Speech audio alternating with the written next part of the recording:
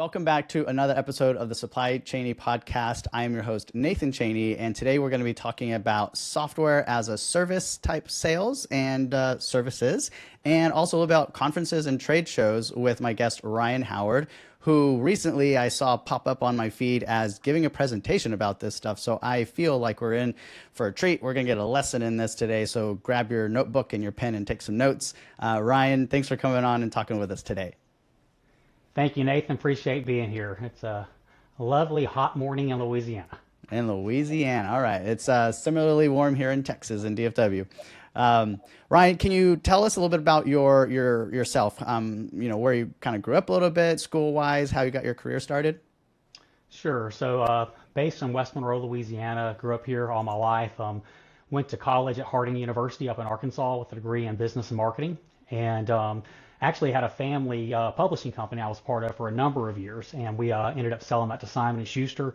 On the side, I ran a record label as well. I was in and out of Nashville about a week a month, and eventually, as we kind of got out of all of that, I fluked into supply chain years ago, took a job with Pitney Bowes, didn't know I was in supply chain, and did that for a couple of years, and somebody found me locally who was doing, staffing, unloading stuff around warehouses and supply chain. And I was like, all right, I'll take the job. I'll give it a shot.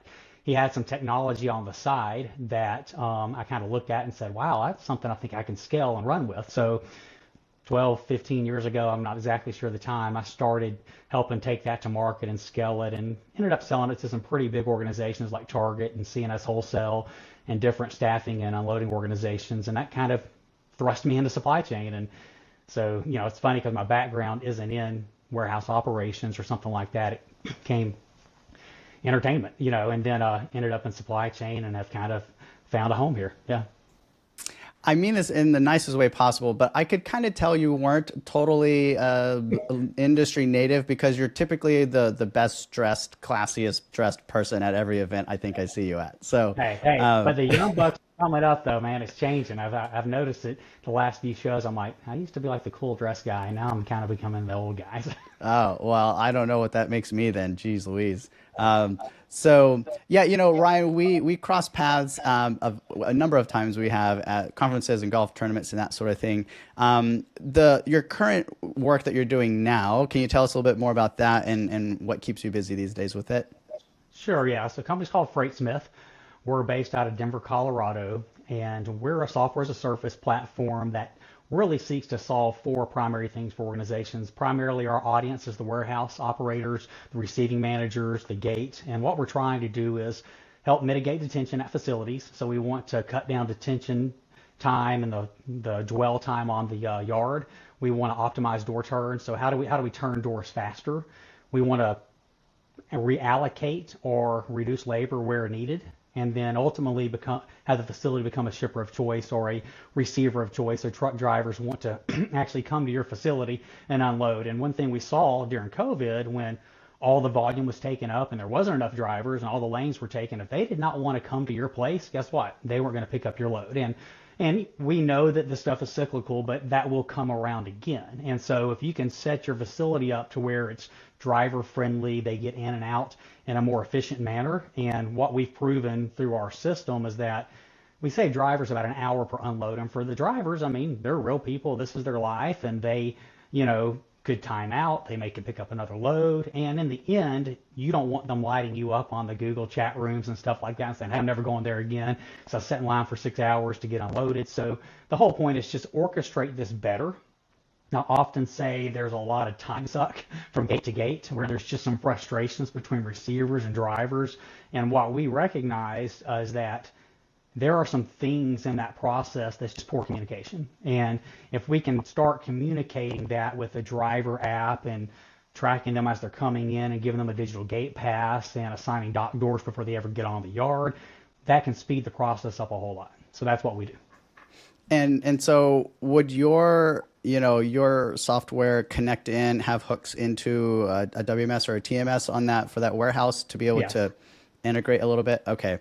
So you say like this carrier Yeah, so like I said, we fit that kind of black hole. So we kind of sit in between the TMS and WMS. So it kind of gets to the gate, it disappears, and then it's sucked into inventory into the WMS. But in that between time, what's happening?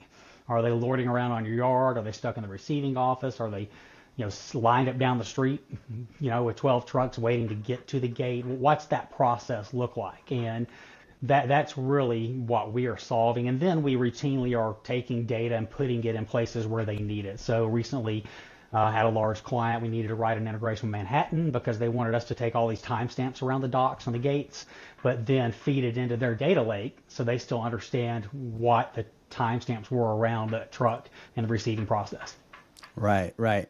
And could this be for a driver? Could it be as thin of a relationship as just over text messages? Or you mentioned something about an app a while ago. Would someone need to download an app for that? Yeah, so yes and yes. So that we have an app, the FreightSmith app. It's free to download for drivers. Only beneficial to the driver if the facility is obviously using the FreightSmith ecosystem. Right. But Yeah. but because drivers sometimes won't download it, as long as we have a phone number, we redundantly do everything via text. So they can get the, hey, you've checked in, hey, we're signing you a door, and all they got to do is hit the URL in the text, and it looks just like the app looks. So the only difference is that if they haven't signed on to the app and using the app, we can't like geolocate them within a certain range. And the whole goal, where there's a facility that's got high volume, think grocery, frozen, perishable, where they're coming all day long and maybe repeat drivers. Once they've downloaded the app, they've recognized, oh, this is a smoother process. And what they will do is, let's say 24 hours out from their appointment, they can go in and basically pre-check and basically just saying, hey, I'm picking up this load. And it's just something on their end to give a notification. But once they get 2 hours from their appointment, let's call it 15 miles out, we push them a notification, say, hey, you can check in to be unloaded. So now they can wait at Love's, down the street, wherever they need to, and they can check in. So once they have checked in and acknowledged that, we get a notification in the IMS, that's a new acronym, the inbound management system on the receiving office that says, hey, this truck driver has checked in and available to be unloaded. Now he can wait off-site, until we're ready to just push him a digital gate pass or her a digital gate pass and say, hey, you can come on in. And that gate pass can do one of two things. It can just get them on the yard and take them to a, like a staging area, and they can come into the receiving office, or it can go ahead and assign a dock door. So the whole goal is keep them in their truck off-site till we put them in a door. Now we put them in a door, start the unloading process. Now come inside, drop off your paperwork, so on and so forth. And on the back end of all of that, some facilities are charging unloading or lumping fees on the docks. So our app knows how much the charge was to get that unloaded, and it passes that via the app to the driver or via the text, and they can make payment directly through the app or directly through the text to get checked out. And then they end up with a digital receipt on the back end with all these timestamps. Say, here was your scheduling, here's the time you're scheduled, here's when you arrived, when we started unloading, here's when you turned you loose, and here's the payment. And then we check them out and then turn them loose. That's a 1,000-foot view. Yeah. That's really cool. I guess for the layman or the basic sort of person, would this fall under the category of dock scheduling, dock management type software? Okay. Yeah, dock scheduling, dock management. So there's kind of three pieces. We've got a system called Schedule Pro, which is just a web-based inbound scheduling system. So if companies are still using pencil, paper, email, Google Sheets, Outlook calendars, if they need a web-based scheduling tool, we have kind of made ourselves price leader for that. It's the gateway drug to the rest of what we do. You've got to get it. You've got to schedule it somehow. And so in the past, we were just integrating with whatever scheduling system they had, or if it's an Excel spreadsheet. But we decided, why don't we just make a scheduling system? If they don't have one, here we go. So it's $2.99 a month per facility. So low barrier to entry, low level of IT to kind of get that integrated. And then the rest of it is the IMS, the inbound management system, that actually lives in the receiving office and directs all this traffic. And then you got the FreightSmith app. So those are kind of the three pieces. And because we're SaaS-based, depending on kind of the volume weekly coming through their facility, and then what pieces of the pie they need is kind of where their pricing ends up, monthly. Got it. So it sounds like, there's a couple of things here at play where you basically have taken that, check in at a restaurant that's got a long line, and you leave your number and they'll text you when their table's free, and you can go to the bar down the street and hang out there instead of waiting outside or something, right? Yeah. For someone who's an operations guy, which is me, I've always been really curious about the sales process. Can you kind of talk at a high level what the sales process is like for when you're trying to sell a software like this? Yeah, and SaaS tends to be uniquely different in the sense of than selling like a widget, because It's not just like I need to insert this item or hey, I need to add this bolt to this and that's what I'm selling. I'm selling in essence an ecosystem that's got to fit somewhere within your organization. And not only that, but you've got to have somebody within that organization that's willing to bet their career or whatever on this software and say, look, I know we need this. We're willing to take the intellectual capital, the physical, the money capital, and go do this. And so that's not the quickest process. And supply chain sometimes, while it has to move fast every day, it can move very slowly from the standpoint of needing to pivot and make changes from a software perspective. So as a salesperson and VP of growth in has been a startup, but now we're about 3 years in business, there's a lift there to telling the story and actually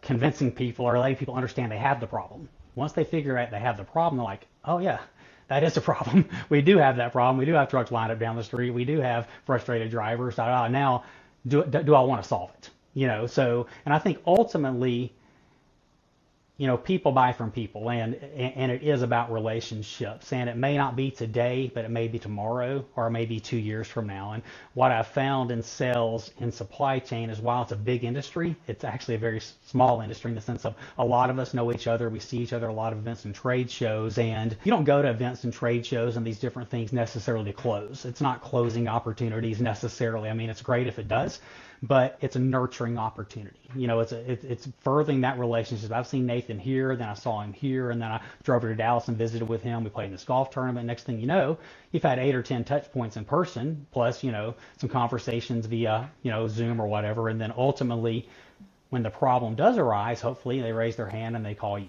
So that's really what it looks like. And it can, you use LinkedIn, use email, use phone calls, you use, meetups, and then you use, obviously these conferences and trade shows to further that. Yep.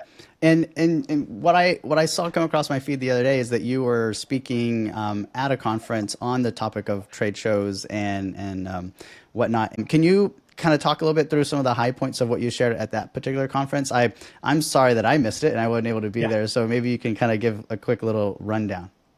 Sure. So it was actually IWLA, International Warehouse Logistics Association. It was their marketing, symposium or summit. They did, I think, HR and marketing, and then you took the track that you wanted to take. And it's a 2 or 3 day intensive, kind of everybody in the same room going through education. And it's funny kind of how I got the gig, as I had a friend of mine who she was actually scheduled to do this on marketing and trade shows, ended up taking a new job, which was going to take her out of supply chain. She said, man, I don't want to leave them hanging.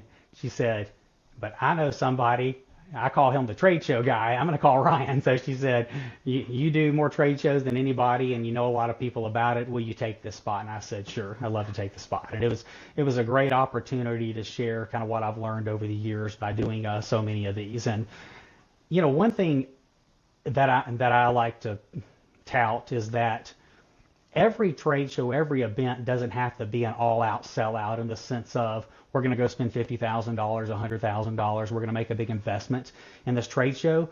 So you need to pick and choose what that's going to be. I'm a believer in maybe 2 or 3 a year. You need to show up and arrive and actually spend the money and do sponsorships and do golf sponsorships and these type of things. And others, you may do what I call a beer and a badge. You just the free badge, the $1,500 badge, because you need to be present. And I think when I say people buy from people, this industry, they tend to buy from people who's part of their groups. So if they see you make an investment in their group, that you're showing up and you're present, then it's like, I'm probably going to choose you over somebody who doesn't come and show up. And so, there's a process to kind of getting into these groups, building relationships like CSCMP and the roundtables and things like that, over time, you get to know these people, they begin to trust you. And when they're ready to purchase, hopefully they call you. So it's a little bit of a long game, and there's some strategy involved. I've talked with folks that I've worked closely with that have asked me, because I have the events calendar, and I'm kind of talking about all the events coming up for the next month and whatnot, is, hey, we're planning our conference schedule for next year. Do you have any suggestions on which ones we should go to, right? And so I give a few suggestions, but the thing is, I'm just one person, and working the conference show circuit is not exactly my full-time job. So you kind of need to be there, touch and feel, and Sure. interact with people at these places to get a sense for whether this is the right one for this particular, company to be representing. Correct. Whether this be the beer and a badge one, or this one is the one for them to kind of go all in because their people are there, right, in the Sure. audience they want to reach. For someone who is, let's take this like two steps here. One, as a startup type company, someone who's kind of just getting their feet wet in the supply chain, they came out with this cool new whiz bang sort of, solution, and they want to go hit the trade show circuit and be at the little, I guess maybe the startup tables and whatnot. Can you share some like do's and don'ts? And then the second chapter, that would be for the advanced, the bigger enterprise sort of solutions, some suggestions there. Okay, so if you're a new organization trying to break in or break a new product in, I think the key is what I call the pre and the post, and then what happens at the show. So from the pre side, look, if there's an app or something like that, get it as early as possible. Get yourself set up in there, get your company set up in there. Make sure you're engaging through the app, doing some posts. Even sometimes there is a social feed on there, just anything that can get some eyeballs on what you do. Now, I fully recognize a lot of times the person that I'm chasing, I want to talk to, they may not sign on the app until 48 hours before the event. But if you already kind of have all that ready to go, it's good. Obviously, a lot of messaging on LinkedIn going into the app. If you have a list somehow, some way, get that emailed out. And this goes for both. But if you're kind of more of a startup, you really need to get in front of these things and try to set up some appointments ahead of time that you know you're going to have. Now, once you get there, this goes for both sides as well, but especially if you're new, recognize that the booth ultimately isn't your only avenue to the people, okay? Because oftentimes, and when I call them trade shows, where they're walking the aisles or whatever, they tend to kind of almost steer around the booths, if you were trying to pull them in, and so it's hit or miss who's going to walk by at the right time unless they're looking for you. So I like to say 80% of the business, 90% of the business is done between the 7 p.m. and 12 a.m. shift. So you've got to be sure that you're out amongst the people post the event. So there's always social things going on, whether it's a one put on by the event itself or after hour events that people are putting on. So you need to find out what those are, where they are, can you get to them, and go get to them. Or maybe you're just hanging out at the bar at the hotel it's being had at, and you're talking to the person beside you. And I've learned sometimes I tend to have been a person at some of these events where I go in early and leave late. So sometimes I'm there the day before, and you kind of get the people before they're bugged.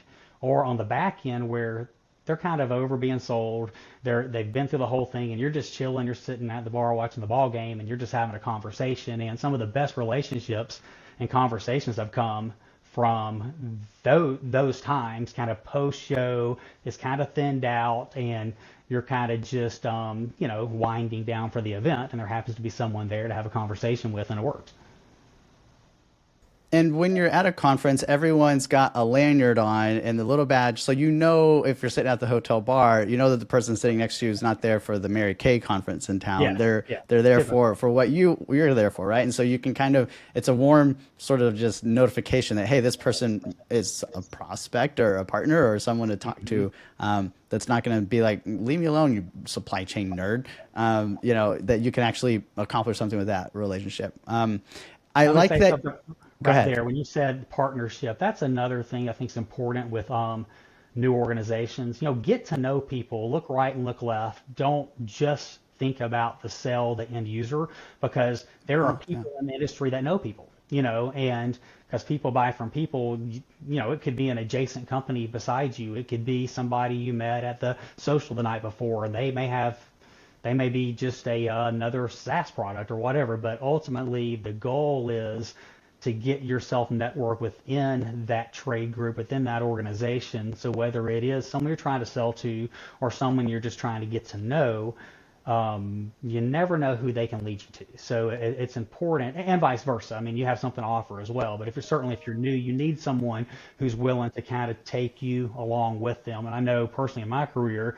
I've done that with people who've come in. I could tell they were new. They had never been to the IWLA, CSCMP. That you just knew they were new. You've been to it enough, and so you just kind of came alongside them and kind of showed them the ropes, told them kind of where to be at, things to look out for, things to not miss. So if you're new, be sure you're kind of find that person that'll help you with that. When you're the person behind the booth, man, that must be, because I can see myself just kind of like steering clear of some booths and whatnot. I can sense that as well. And those are long days, right? Like you're on your feet. Can you just kind of talk a little bit about being that booth person? Yeah. So, and there's varied events based upon how laborious it is. So you take something like a Modex, which is like 4.5 days, long hours, and you're just standing in a booth for a long, long time, and there's thousands of people walking the aisles, and you're trying to figure out, okay, who do I pick off? Who do I start a conversation with? Who paused long enough?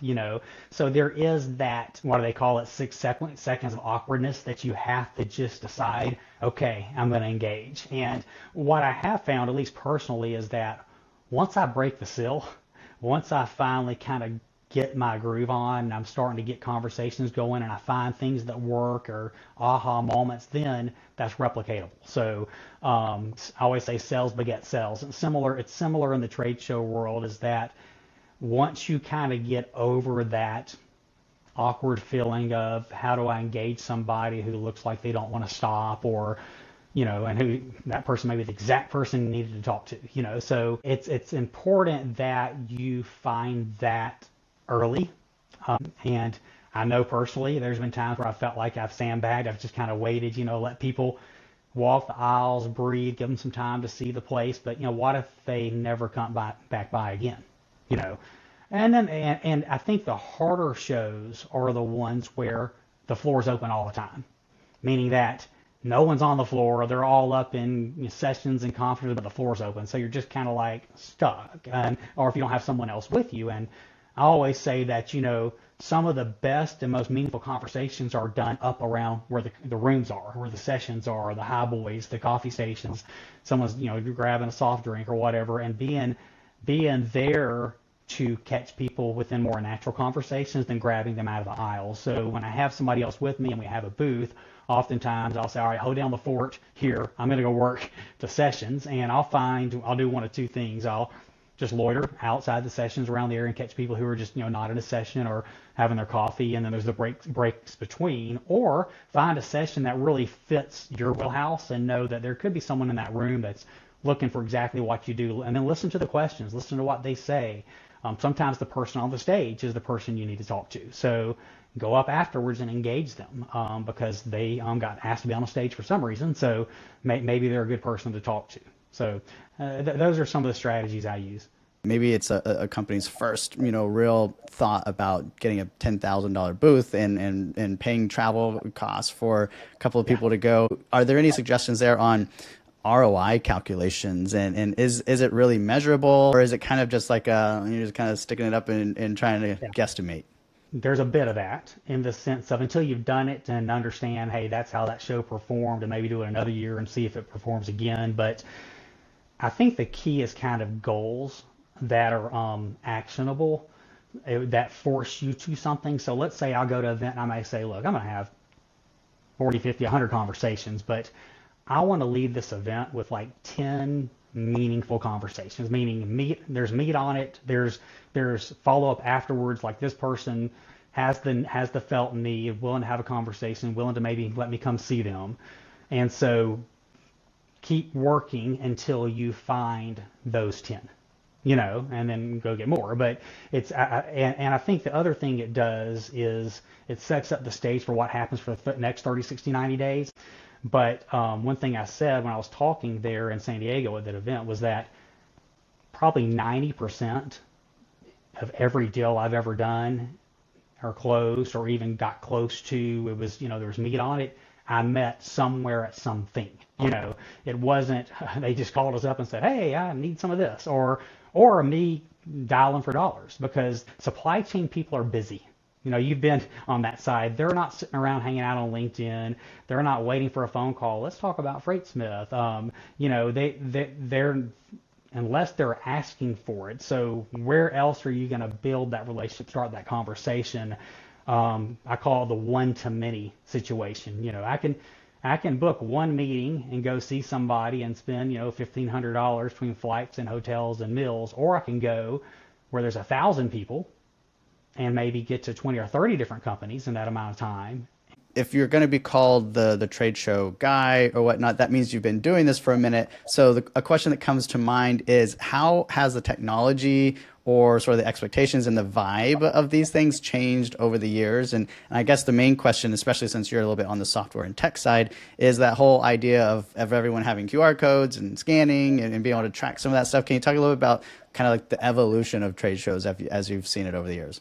Yeah, I'll talk about it from two tangents. So one side is that there used to be no technology. You used to actually be able to get a list. Now you can quote buy a list, but they typically don't give you lists anymore. It's with different compliance issues and stuff. So you're kind of going in blind until you get the app or whatever and see who's going to be there. You may have company names, but you don't know the who, the email address, and that type of stuff. But from the perspective of technology that does allow you to identify who's there as you get closer to the show, that has been very helpful, and going through and saying, okay, who's here, who can I message ahead of time, who can I set up meetings like that. That stuff did not exist. You were kind of left to, when you get there, you just start badge hunting. There's also a lot of these shows kind of have a bit of gamification to it as well. There may be some cool stuff to play with in there. You're making social media posts, taking pictures, and you can get scores and things like that. So people like to get involved in that. Post show, you scan QR codes, and so you got the list of people that you engaged with. And you're not just running around with, I've got stacks here of business cards, this wide. Yeah. These are all people that I touched, and I'll go through. Oh yeah, I met them at this, and yeah, you may have got them in Salesforce or HubSpot or whatever. But honestly, sometimes the tactile piece, me just looking through this and saying, because it's just buried somewhere in Salesforce or HubSpot. So I still think that cards are important. But if you have the ability to go back and access who did I meet at that show, and it's digital. Years ago when I was first in the industry, it wasn't what I would call supply chain professionals in the sense of it's their degree, it's kind of where they're going. This is a guy who was bagging groceries now he's running a warehouse, and he moved his way up, and it's like, hey, don't mess with my warehouse. Don't, I don't know, this technology's new. But I've seen a huge shift in that. I mean, there's been a huge shift in these young professionals that are coming up with degrees in supply chain. There's been a lot of movement in, we need new technology, we need to be faster, better, different. What can we do to change and move? And so this younger bunch that is coming up are looking at those things, whether it be robotics, AMRs, things like that, shuttle systems, and you name it, it's all out there, but they're willing to take a look. And right. Used to be, it was, don't want to get too far out there, don't want to mess things up, and and I don't feel that as much now. Yeah, a little bit more hesitant to change, and when you're adopting anything in your operation, it takes extra work. And if you can just keep things running the way they have been, then you get to go home at 4:30 every day and go fishing and whatnot, right? So there's that. But you're right. I'm in that cohort of people that studied supply chain and have done this their whole life. For me, the challenge about trade shows and that sort of thing is that there's not enough time to adequately talk to everyone that's there that has a booth that I want to, right? So even on as my side, that's the challenge, is where's the best sort of technology, the best sort of conversations that I need to be aware of. Where are they? Because there's going to be people there that it's not a fit. I don't need their service. They don't need me as a customer, but they have a shiny booth that caught my attention. And now we're in this 5 or 10 minute conversation, and it actually didn't build any value for either of us. Can you talk a little bit about sort of, again, from a booth perspective and whatnot, if you've had 100 people or 1,000 people walk by your booth that day, are folks kind of going back to the hotel room or to the bar and getting all the business cards stacked that they have and typing them all into Salesforce or HubSpot or something like that? Personally, what I do is I collect business cards. I go ahead, if I'm not connected with them, connect with them on LinkedIn as soon as possible. So go ahead, connect on LinkedIn, at least try to get them to connect with you in that way. When you get back home, all of those people that you met, you can connect with on LinkedIn, and you can start some sort of dialogue there.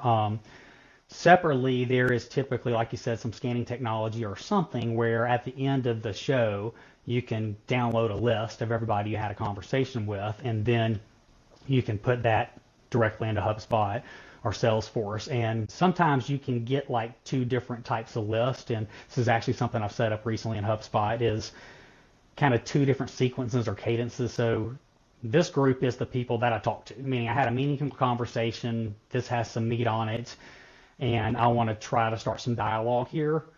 These are the other 1,000 people that are there, and I got the list, and may have talked to them, may not have talked to them, I don't know. But we want the opportunity, if they, like you, didn't see that booth, didn't know they may need it, to at least reach out 2 or 3 times in some sort of sequence for them to maybe get a chance to raise their hand. I missed that. That really is cool. So I think about it from those two perspectives on how do I get the mass and how do I get the ones that were meaningful conversations, and what does that sequence and cadence look like? A question that I typically like to ask folks is, with all of the students and early career folks in mind, what words of advice would you give to those that have not quite started down their career path yet, but they may be looking at folks like you, a VP of sales, marketing type folks in the supply chain industry, and think, I want to go that direction. I want to be like Ryan when I grow up. What kind of advice, as far as what maybe they could, from a class perspective, while in school, or other certifications or soft skills that they could work on to put themselves in a position to be, a VP of sales one day? I think from a marketing and sales perspective, what I didn't have that they have now to really be able to dive into and learn is all the tools around SEO and HubSpot and Salesforce and organic and I mean, there's so much stuff. I've watched the marketing people, the organizations I work for who are younger than me, that just know a wealth of these tools and tricks and things to utilize out there, where when I was in marketing, it was, trade publications and, buy a list and send out, flyers. That stuff did not exist. So I think, from a marketing perspective, learn as much of that as possible. From the sales perspective, I think ultimately it comes down to that 6 seconds of awkwardness, that being able to open up your mouth, start having a conversation. I would say it's funny that I'm probably naturally more shy than I come across. But when I get to the events and I know it's game on, it's time to do my thing, and then you just turn on the switch, and you go do your thing. And like I said, it kind of, once you get the process going and you start feeling comfortable with it yourself and with what you're selling, I think that's another important thing too, is that find whatever industry you end up in, whether it be supply chain or whatever else it is, ultimately you want to believe in your product. And because I say people buy from people, they have to buy from Ryan first, meaning I have to trust him, understand that he's going to support me, support the product he is bringing to me, and then therefore personally, I've got to believe in the product that I'm bringing to them. So I think as you're looking for a job, be sure you find something that your heart is in, you believe in, that you feel like is going to be sticky within the industry and allow you some growth. That's great advice. If I was going to play devil's advocate for 1 second, I would say that for those students out there, companies are just as motivated to bring you on, especially entry-level salespeople. They're just as motivated to paint a rosy picture and tell you about how great everything is going to be when you get in, to get you on the bus and just get you out there working and bringing in business, hopefully. And you might not get the best unbiased sort of, picture painted by that company. So you may need to make a couple moves before you find that real product market fit. Not obviously there's product market fit for the product itself, but just for the individual to believe in the product and have faith in it and genuinely say, this is great. I want to go tell everyone about this, and I could do this all day, absolutely. Right? Typically like to kind of wrap up all the podcast by just asking every guest if there's some topic, some subject matter that we did not touch on today that you're really passionate about, or that you want to make sure that everyone that kind of listened to this takes away from this conversation. I think it's important to lean in, listen. You learn more from listening than from talking. So, when you're with a client or you're at a trade show, allow for the pause, which is hard. I struggle with it sometimes, but, maybe they're just gathering their thoughts, and maybe the next thing they say is the right thing that you need to hear. And whether that means ultimately that turns into a sale or it turns into a learning opportunity, that is a very important skill to learn. And I still, at 49 years old, I still am working on learning that and listening and being able to take in and process and just wait. And then I, I'm a middle child, so I'm more of a kill 'em with kindness. I'm not a beat 'em over the head with it, So I kind of love them into the cell, and I think that's important that you nurture that relationship in such a way that they don't feel like they're being sold, but feel like they are learning about your product, you're learning about their processes, and ultimately maybe those things, align. And when they do align, then maybe there's magic. And I find organizations or someone within the organization, you always need to find a champion. You got to find someone who kind of owns what you're bringing to them. And once you find that person, and you actually, I've had it where I brought product to an organization. I've seen the person go 4, 5, 6 raises level within the company all around the product that I brought because they latched onto it, they owned it, and they said, we're going to do this, and we went there together. And it's fun to see that happen when somebody within the organization gets a hold of what you do, and you get to watch them rise to, from maybe a managerial level to a director to a VP. It's really cool. That does sound really cool, actually. Yeah. Wow. Good way to go out there. But that was a little nice dose of inspiration, for all the salespeople out there of what you do can make a difference for an organization or even for an individual that takes your product and kind of runs with it and makes magic happen there in the organization. So from West Monroe, Louisiana, thanks so much for joining in today. And we'll probably run into each other here pretty soon again. Thank you, Nathan. Appreciate it.